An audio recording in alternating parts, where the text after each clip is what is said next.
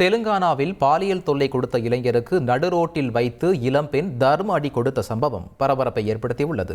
கரீம்நகரில் இளம்பெண் ஒருவர் சாலையோரத்தில் இட்லி கடை நடத்தி வருகிறார். நேற்றிரவு அங்கு வந்த நபர் ஒருவர் அப்பெண்ணிடம் பேச்சு கொடுத்து பாலியல் தொல்லை கொடுத்துள்ளார். இதனால் ஆவேசமடைந்த அந்த பெண் அந்த நபரின் சட்டையை பிடித்து நடுரோட்டில் வைத்து தர்ம அடி கொடுத்து கடுமையாக எச்சரித்துள்ளார்.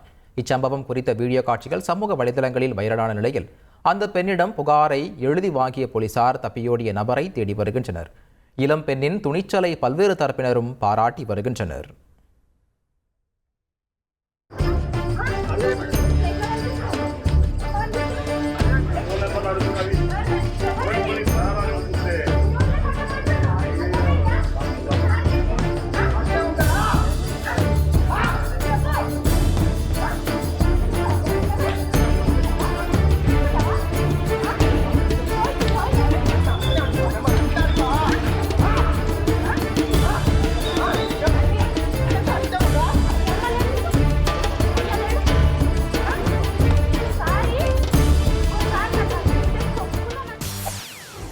செய்திகளை உடனுக்குடன் தெரிந்து கொள்ள உடனே சப்ஸ்கிரைப் பண்ணுங்க.